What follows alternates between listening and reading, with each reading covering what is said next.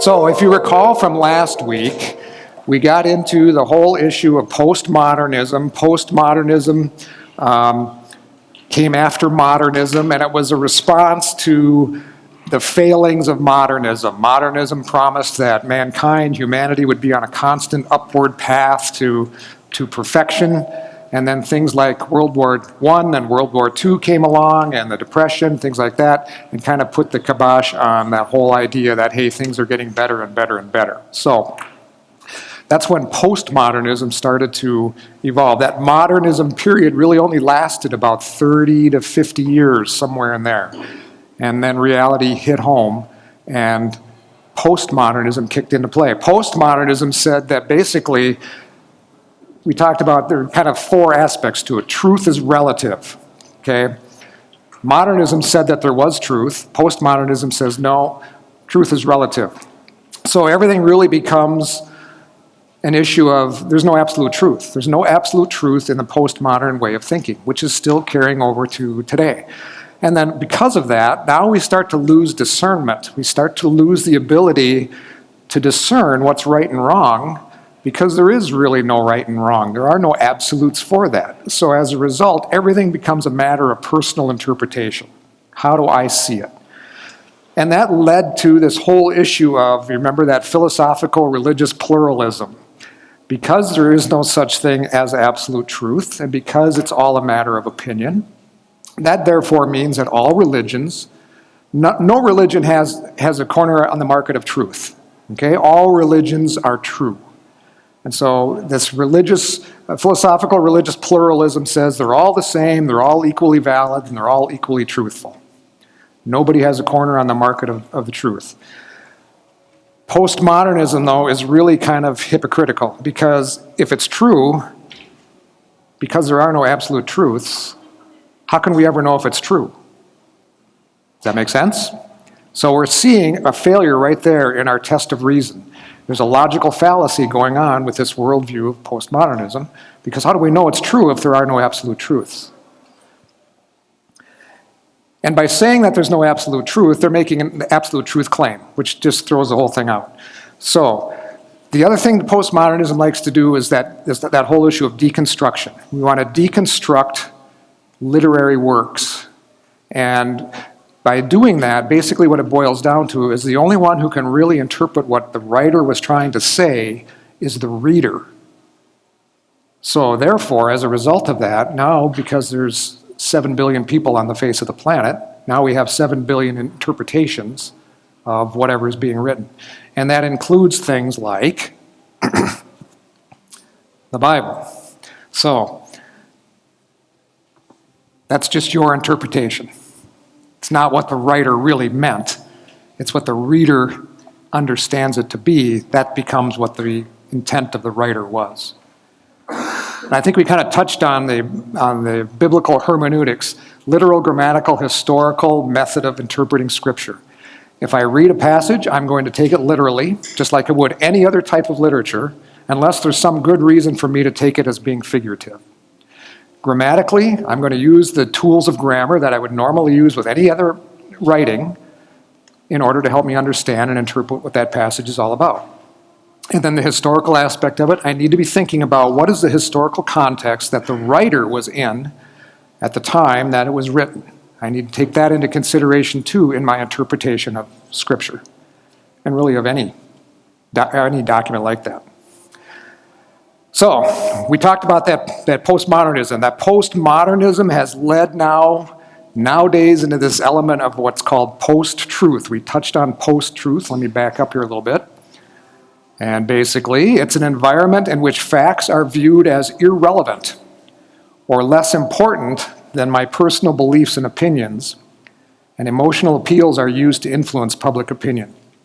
In this environment, the very idea of truth has become unimportant. It has become irrelevant.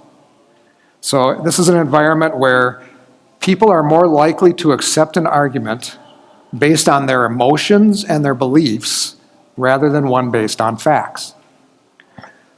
And we're going to choose what we want to believe, but that choice is driven by our emotions and by any a political agenda we might be cold to, things like that. We want truth that conforms to our ideas. That's what it comes down to. So instead, we get this whole idea, this whole issue of truthiness. That truthiness is the quality of seeming or being felt to be true, even if not necessarily true. So it's all in how I feel about something.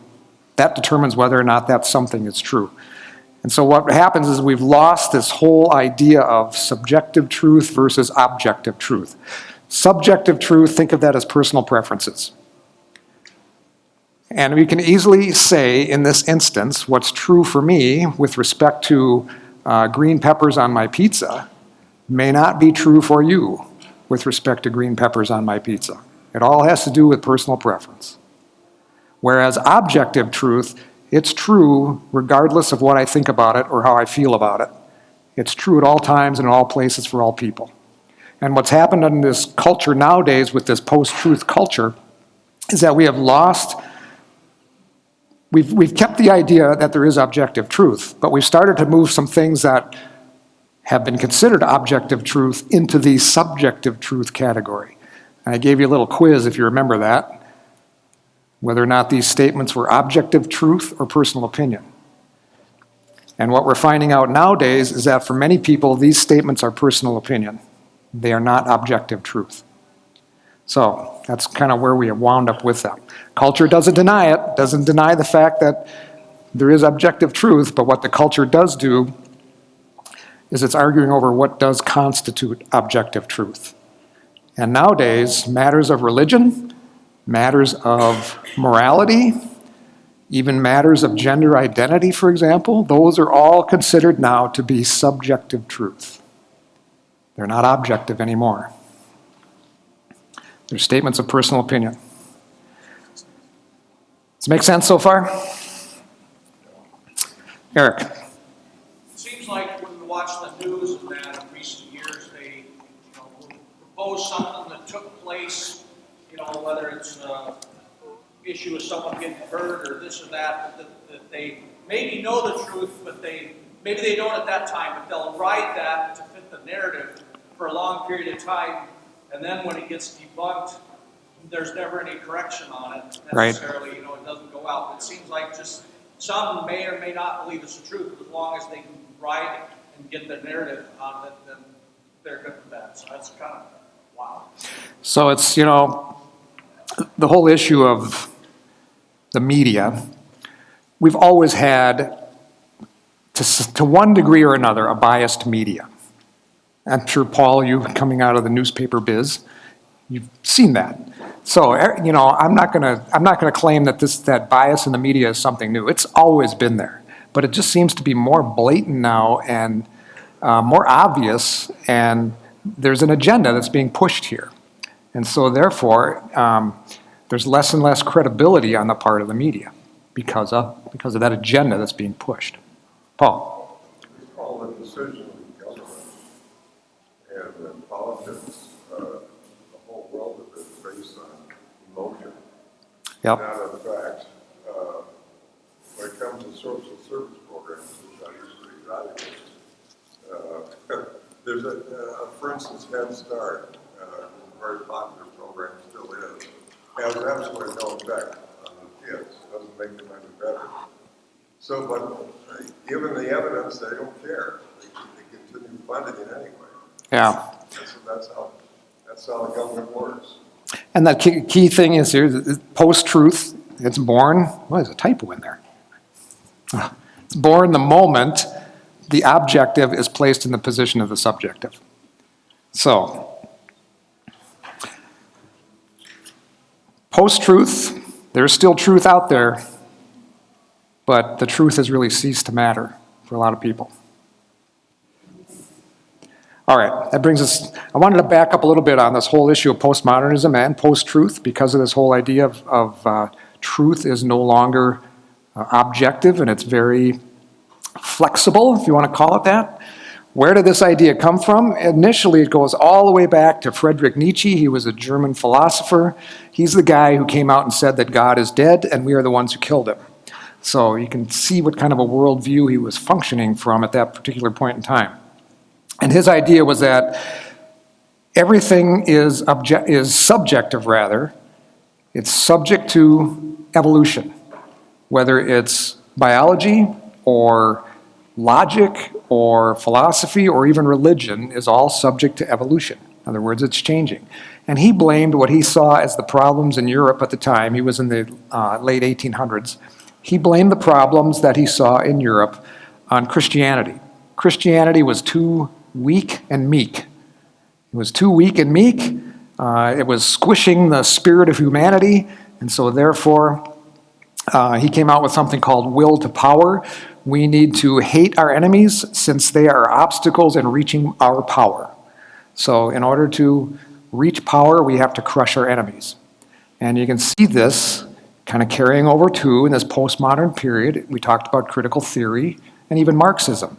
There are groups of people, and the whole premise behind critical theory and Marxism is to break people into groups and then have those groups go at each other's throats. This whole issue of oppressor and oppressed. Nietzsche is the guy who came up with the Übermensch, the Superman, which was the basis for Nazi Germany. For Hitler's thinking that there was this perfect Aryan person, this Übermensch, who was kind of the Superman behind it all. So this is kind of the source. He's one of the sources of revelation, if you want to call it that, for postmodernism. And there's a whole host of other ones out there too, most of which we've never heard of. They're writers in philosophy and sociology and psychology.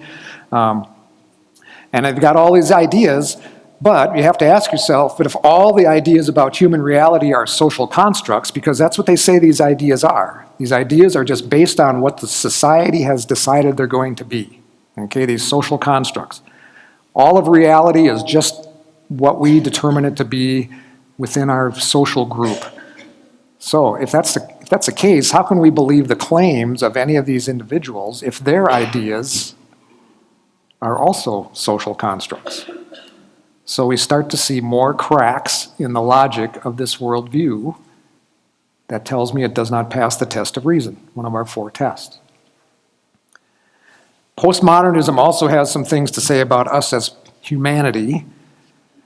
For the postmodern person, there is no human nature. In fact, there's really no person, not at least a singular I like I am, somebody who possesses a personality or a human nature. Basically, we are all socially constructed. We are the product of our environment, is what postmodernism would say. And that's true to an extent. But it takes it a step further and says we really have no central personality of our own. Our personality doesn't exist. What we are is what we have been created to be by our group that we're in. It's socially constructed. So there's no personality. We are not absolutely anything. Barb.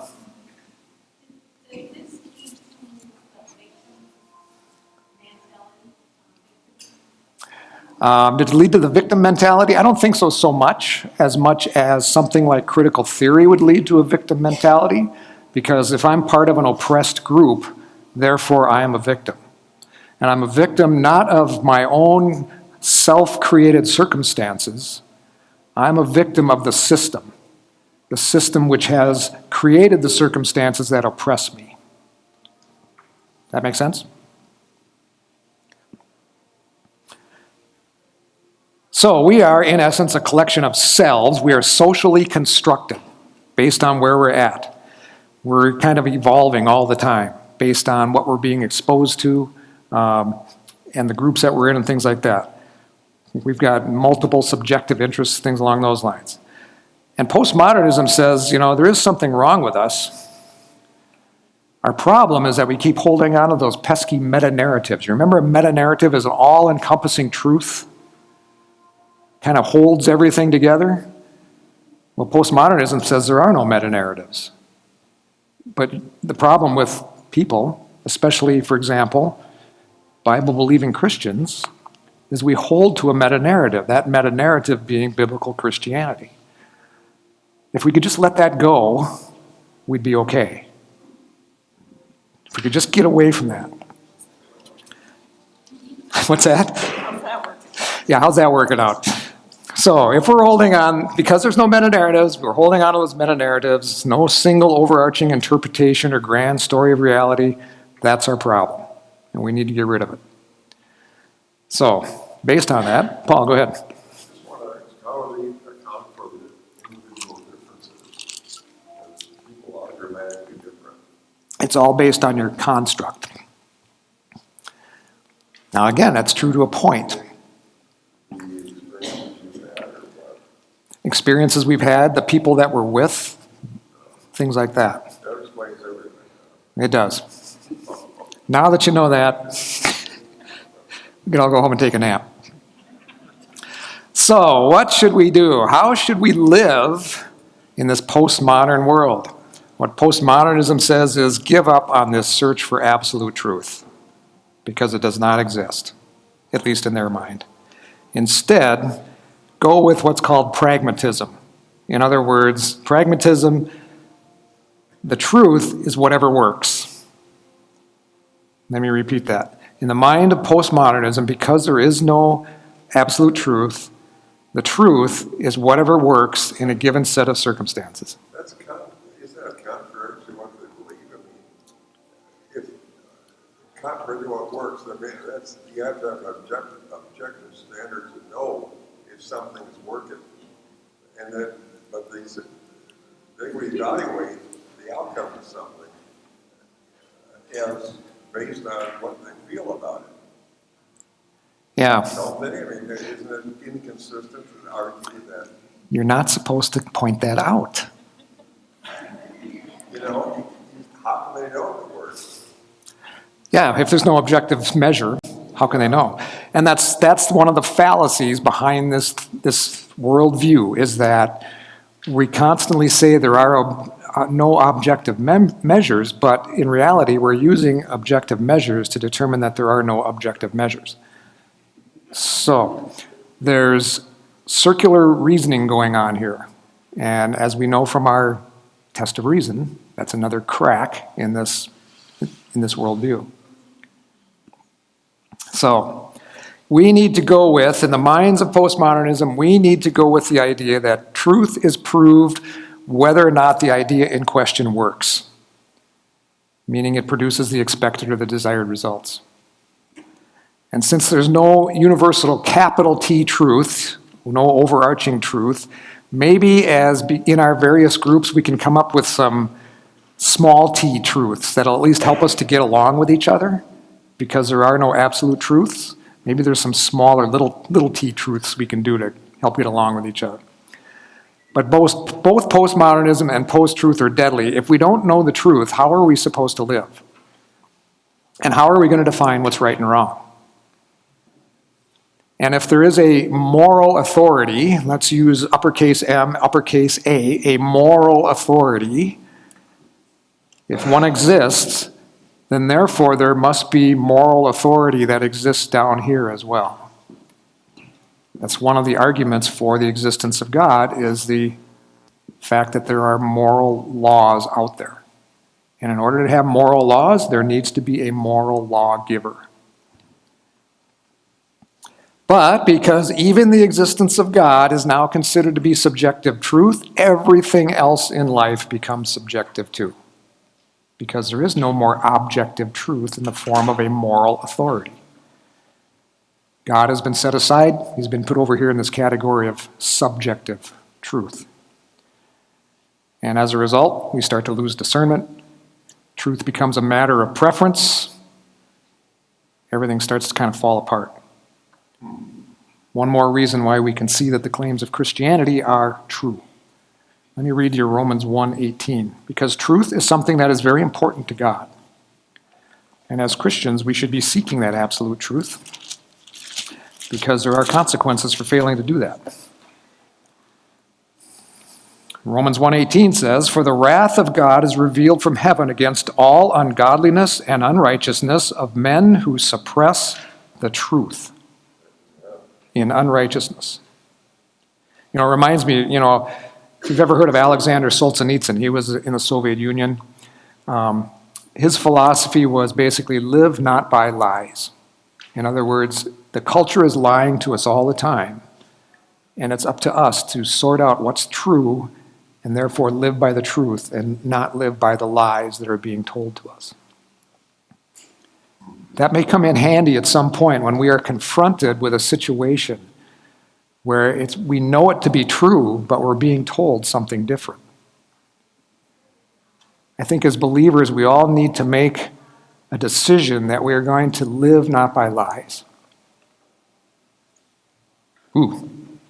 So truth is not personal preference.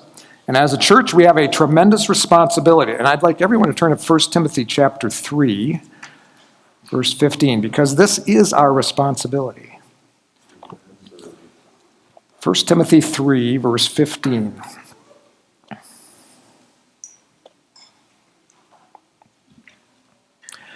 Paul is writing to Timothy here. And let me back up to verse 14 for the sake of context. He says, I'm writing these things to you, hoping to come to you before long. But in case I am delayed, I write so that you will know how one ought to conduct himself in the household of God, which is the church of the living God. And then look at how Paul describes the church. The pillar and support of the truth. So there is our marching order right there. We have the truth. The truth is a person. Jesus says, I am the way, the truth, and the life. That person is Jesus Christ. And it's the obligation is on us as a church, capital C church, and as individual believers to not live by lies. We are to be the pillar and support of the truth. Questions or comments on postmodernism, post-truth? Paul? Well, so how would you characterize the morality then? And also, wouldn't they have to say that people who have a religion are just to be respected for it as somebody who has no belief, who's an atheist or an agnostic, or has some other worldview? All worldviews are equal, essentially, because they're all subjective. Correct. Yeah. That's exactly what goes on in postmodernism, is everything is relative. There are no absolutes. So why are they so much against religion then? I would say it goes back to that idea that the religious, especially the Christian believers, are pushing this idea of a meta-narrative. And there are no meta-narratives. And by pushing a meta-narrative, we are confronting them in their worldview. And people generally don't like to have their worldview confronted because it forces them to think and to consider things that they might not have wanted to think about. What about the morality then? Morality is basically the same thing. There are no absolute truths. There's no absolute morality.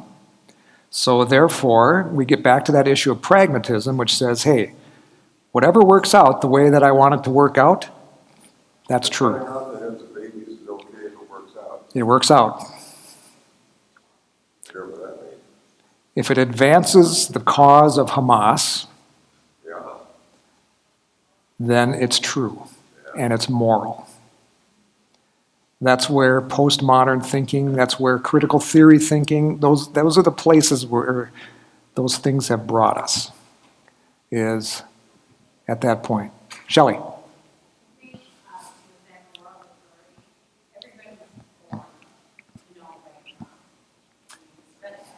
Right. Yeah. I think a lot of these people that get in the world, they just shut it down. They just push it away. I know, I lived there. Sure, yep. So they just, and then they just get desensitized. Yes. But really, they still know. They know in their heart of hearts. You know, and Paul uses that word in Romans. He uses that word suppress. Suppress implies an active action, an action that someone is taking. It's not that they're unaware, or it's not that they have not been told or educated. There's an actual suppression of the truth going on that Paul is talking about.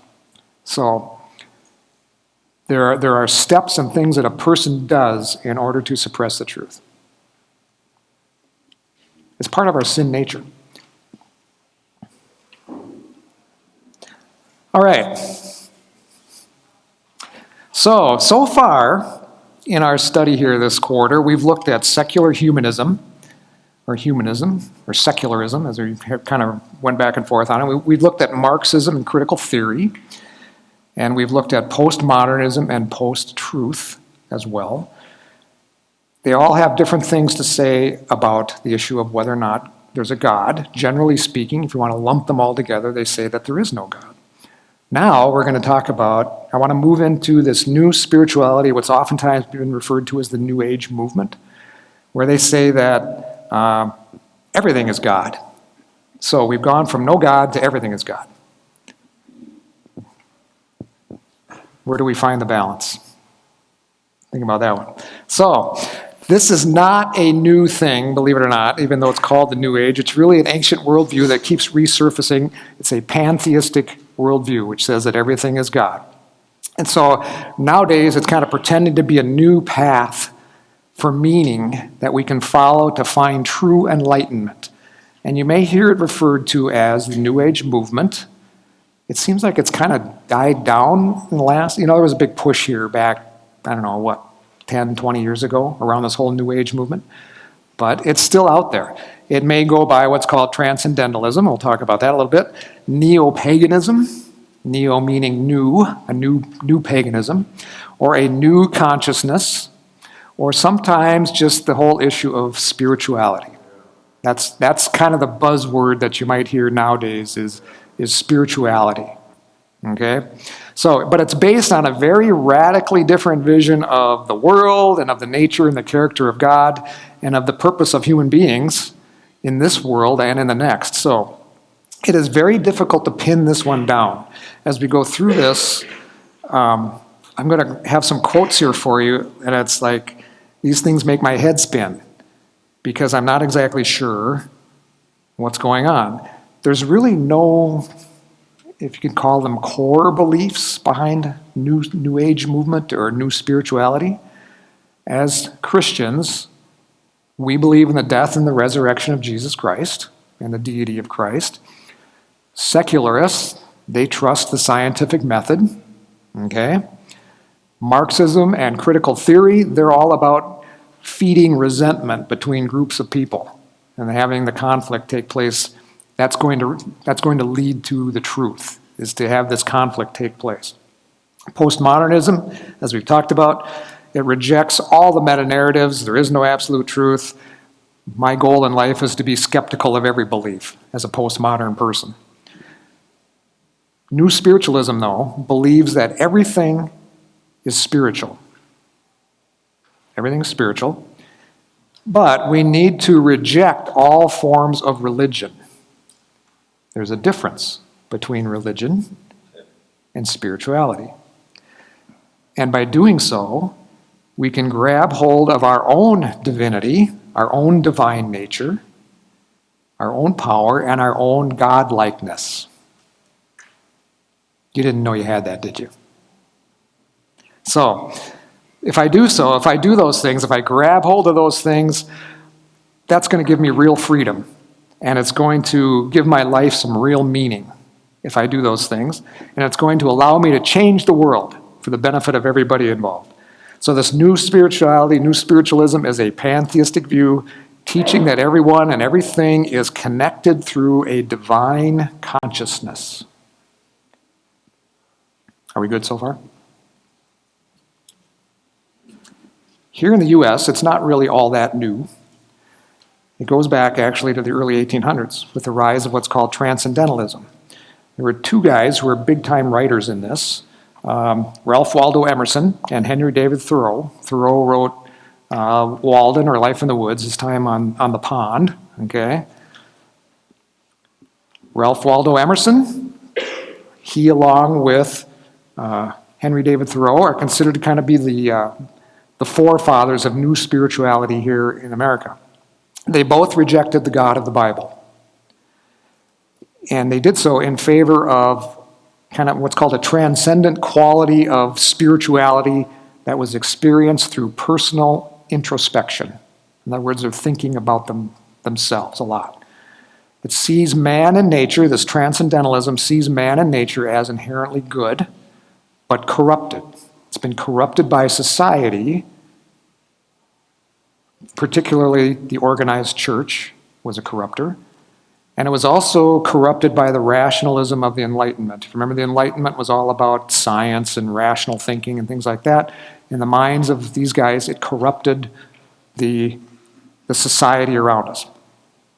So they were involved. So for example, Mr. Emerson here, he gave a speech to the Harvard Divinity School in 1838, and kind of keep these thoughts in the back of your mind. He said, these facts have always suggested to man the sublime creed that the world is not the product of manifold power, but of one will, of one mind, and that one mind is everywhere, in each ray of the star, in each wavelet of the pool, active, and whatever opposes that will is everywhere balked and baffled, because things are made so and not otherwise. Good is positive, evil is merely privative, not absolute. So he's saying here that there's this mind, okay? And this mind exists in everything. Whether it's the ray of a star or the wavelet of the pool, it's active. Now keep in mind he's giving this speech to the Divinity School at Harvard.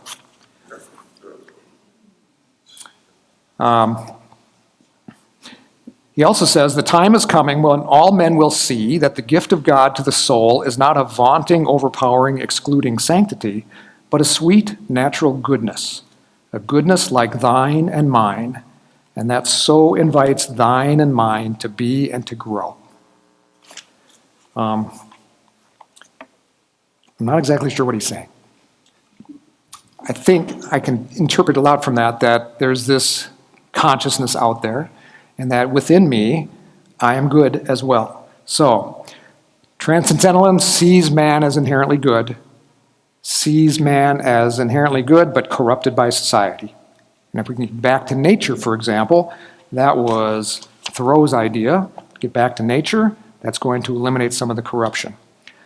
Those ideas continued on, the poetry of Emily Dickinson and Walt Whitman, you may have heard of those two.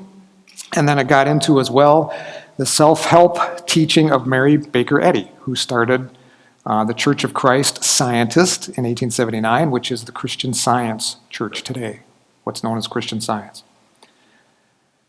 So these ideas are not necessarily new. Things really started to happen in the 60s, where a lot of Eastern religion stuff started to infiltrate into the U.S. Do you remember the Beatles? Okay. The Beatles kind of went off the rails, right? They got into this Hare Krishna stuff and all that. So in the 60s, that kind of thing was happening. What was called syncretism. Syncretism is a mixing of religions. So there was this mixing of religions that was going on in the 60s.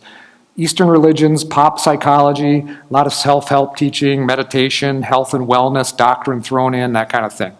And then in the 80s, this gal named Marilyn Ferguson, she came out with this book called The Aquarian Conspiracy, which was an explanation of how this Eastern mysticism and a lot of fringe science stuff started to come together. And this book launched the career of Deepak Chopra, who's a big name in New Age. You may have heard of him. And for good or ill, had a big influence on Al Gore, Mr. Climate Change. So, we'll leave it at that. We'll lose our tax exemption if I say too much, right? So, and then of course we had Shirley MacLaine. Shirley MacLaine was probably the most visible, vocal person at the time with respect to New Age. And then things really started to fly in the 90s with our good friend Oprah. Oprah had a huge influence. Huge. It cannot be underestimated the influence that Oprah Winfrey had in this area, because she was seen by millions of people. And she was promoting this stuff through her show. She's actually considered to be, I don't know if she is now, but at one point she was the wealthiest woman on the planet. So, paid off well for her, I guess. But she had a quote. She said, "I have church within myself. I have church walking down the street. I believe in the God force that lives inside all of us, and once you tap into that, you can do anything." So, keep that in the back of your mind. Also at this time, This individual, too, along with Oprah, was this Neil Donald Walsh guy. He wrote a lot of books on spirituality and everyday life. He wrote a series of books called Conversations with God that was translated into 27 languages and sold 7 million copies, but he's lazy compared to this lady. Rhonda Byrne. In 2006, she wrote a book called The Secret, which was translated into 46 languages and sold 19 million copies. So she was quite successful at that. What New Age, New Spirituality is all about is it's really working off the dissatisfaction that people have with organized religion. Now, I will be the first to admit that organized religion has not been perfect in its history, right? When we're looking purely at organized religion.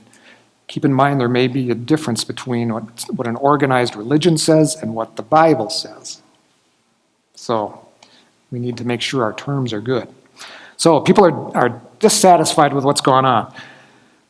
New spirituality also makes the claim that science has advanced to the point where religion is nothing more than just superstition. And that's kind of a quirky thing to say here based on what we're going to be seeing that they believe. And people no longer want to be religious. They want to be spiritual. So we need to ask ourselves, am I religious or am I spiritual? Religion is nothing but dusty old rituals and dogmatic doctrines.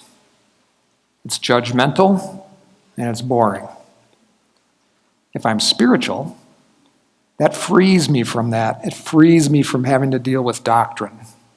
And it frees me from having to deal with dogmatic beliefs. And I can accept anything and everything without judging, because I'm spiritual. Religion is all about the externals, public displays in the mind of new spirituality. Being spiritual is all about private expressions. And I don't have to worry about any old nasty doctrines or anything like that that might be spouted off by some old-fashioned pastor or some old-fashioned adult Sunday school teacher. So, what Deepak Chopra says, he says, religion cannot resolve the dilemma of the human condition. It has had its chance already, but spirituality can. We need to go back to the source of religion. The source isn't God, it's consciousness. So, spiritualism, it sounds very freeing and very accepting. Religion, on the other hand, sounds very stuffy. And that's why we have this idea of being spiritual, but not religious. Spirituality is really kind of a private realm thing. Paul, go ahead. Do they have any concept of where we came from and what the ultimate truths are? Or is that not even something to think about? We can get to that in a little bit. Hold that thought.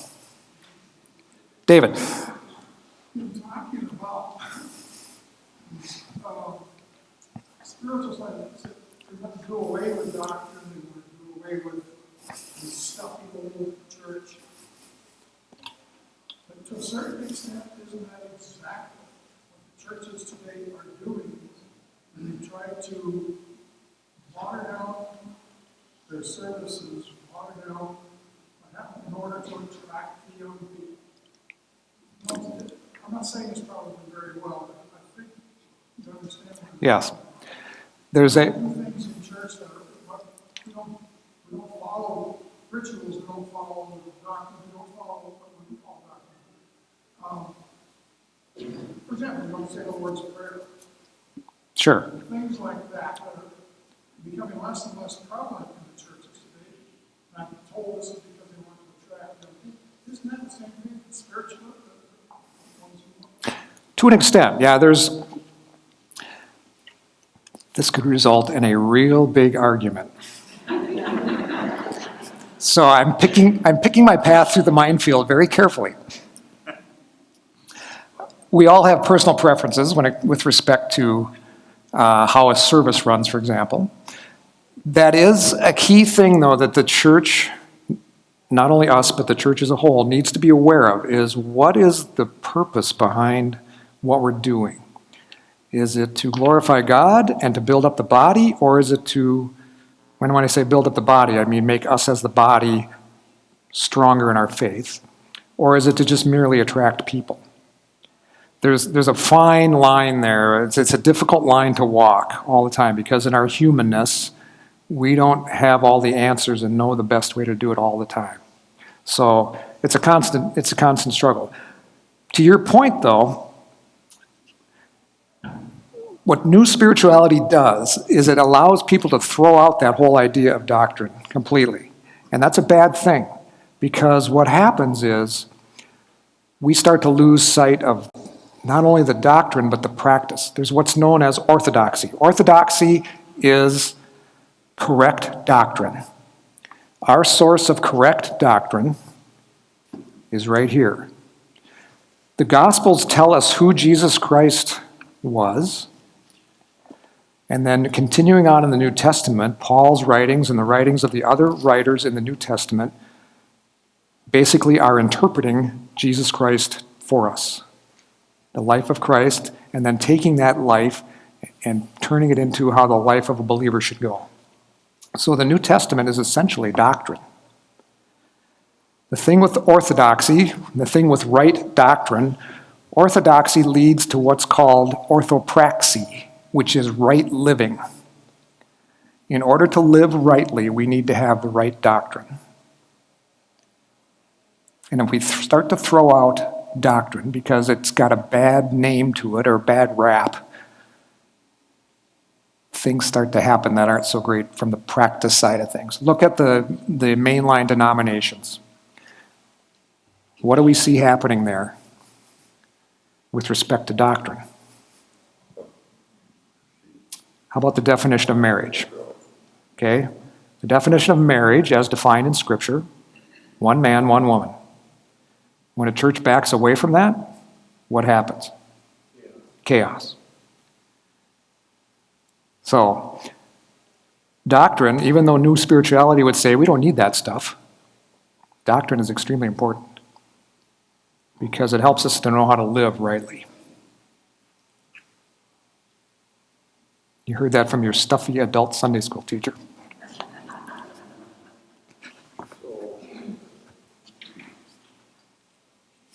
Go ahead, Paul. Are you saying that some churches are adopting the new spirituality or some aspects of it? Like, for instance, how about earth worship? And all these people are so gung-ho about global climate change. We're all going to die. Pin down the date, though, will you? So let me address that a little bit. Well, hold off on that thought. We will get to that. Yeah, a whole nother one. So, I'll hold it for you. How's that? So, a key thing to note, though, is that from the statistics that I've seen, is that 20% of Americans hold to this idea of being spiritual rather than religious.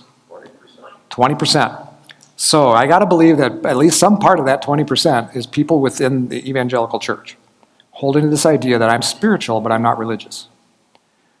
And there's that distinction between the two. If I'm spiritual, I don't need to worry about that churchy stuff, that dogma. But spirituality is cool. So there are 4 kind of basic beliefs behind this whole thing. First off, everything is consciousness. Now, I have a hard time wrapping my mind around what this really means. So I'll give you a definition. Eckhart Tolle, he's one of these guys. He says, the whole is made up of existence and being, the manifested and unmanifested, the whole and God. So when you become aligned with the whole, you become a conscious part of the interconnectedness of the whole and its purpose, the emergence of consciousness into this world. Makes perfect sense, doesn't it? How could I have possibly missed this? So what is this thing called consciousness? Well, it's kind of vague. According to Deepak Chopra, there are some characteristics to pure consciousness, okay? It's silent and peaceful. It is self-sufficient. It's awake. I've got that one covered right now, I guess. It possesses infinite potential. It's self-organizing. It's spontaneous. It's dynamic. It's blissful. It's knowing, and it's whole. Pretty vague. Having a hard time, like I say, wrapping my mind around these things. So while this sounds like attributes that a person would have, a person could have these attributes.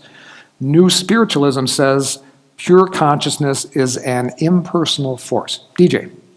It's just vague enough so that we don't have to do anything uncomfortable. Exactly. That's an excellent way to put it. And I don't have to think about it. Okay? It's just vague enough. Say that again, DJ? It's just vague enough so you don't have to do anything uncomfortable. Yes, it's just vague enough so you don't have to do anything uncomfortable. There you go. Tell your boss. Boss, I'm feeling a little blissful today. But New Spiritualism sees this as an impersonal force. This idea of consciousness is an impersonal force, like the Force in Star Wars, okay? Which is described in the movie. Star Wars was a very New Agey movie, the original one. It's described in the movie as an energy field created by all living things that binds the galaxy together. Force surrounds and penetrates all. So if consciousness is personal, it would kind of actually describe a sort of God. But New Spiritualism sees consciousness as being impersonal. It's just this force that's out there. So, what makes this impersonal force more personal, though, is you and me. So, to the New Spiritualist, God is personal only in that our God experiences are subjective and personal. So, this impersonal force becomes more personal based on our subjective and personal experiences with it. Makes perfect sense again, right? So this impersonal force is out there, which is in direct contradiction to Scripture. Exodus 3, verse 14. Let me look that up quick, and we're going to have to wrap up here so the ladies can get in the room. And they did ask me, they said, when you're done with class, will you tell everybody to leave?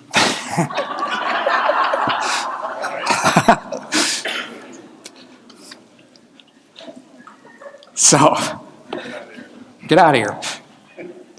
So, Exodus 3:14, God is meeting Moses in the burning bush. God said to Moses, I am who I am. And he said, thus you shall say to the sons of Israel, I am has sent me to you. God is saying in this statement, I am complete in and of myself. I am everything that there is. It's a very clear statement of self-determination. God is what he is. It's not some impersonal force or anything like that. He is what he is. Francis Schaeffer called it the infinite personal.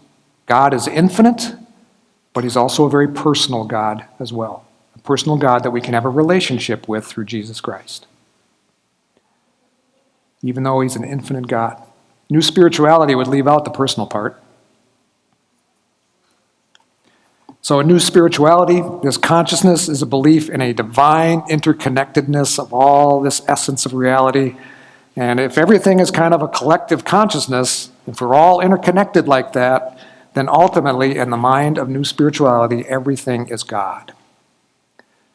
Whether it's human beings or inanimate objects, everything is God. Paul. That leads to the thinking that humans are no more important than the earth or animals, and therefore they have rights that are equal to ours, if not greater. Yes, that is very true. That's very true. The thinking within New Spirituality is, there's a movement out now called Rights of Nature, which says that natural objects like trees and rivers and animals and stuff like that have the same rights as human beings. So we are violating their rights if we are using resources, for example. So anyway, I do have a question for the group. We have, I think, 4 more sessions, at least on the schedule. Let me do this. We'll get back to new spirituality next week. I don't want to go away from that. One of my goals in the class was to look at these 10 areas with respect to the 4 worldviews that we've looked at. Obviously, I can't do that in 4 weeks. So is there interest in continuing on? I need to let Greg Medvick know. So Jenny's waving her hand. Is that a yes or is that a no? Okay, so we can continue on after the 17th of December. There's a couple holidays in there, obviously, but then we'd pick it up again in January if the class is interested in doing that. Okay? Okay. I'll let Greg know, and I'll plan on that we'll keep going. Your persistence is amazing. So, Wendy. As you were talking about on that last page about all the different things like blissful and so forth and so on, and gobbledygook is what comes to my mind with that little paragraph in that. But it's just like it defies dialogue. They don't want discussion really because they just keep deflecting. Right. They don't want to go anywhere concrete. It is difficult to reason with someone who is not willing to reason. And so, especially on a topic that cannot be reasoned about. They keep using words that are like you said, wrapping their head around even what it says. Right. Yeah, the definitions are very vague and very squishy. Slippery, there you go. That's a good way to put it. Slippery. It's hard for them to have a concept of sin then, because it's so squishy, everything is okay in a certain context. Isn't that kind of true of a lot of the worldviews we've looked at?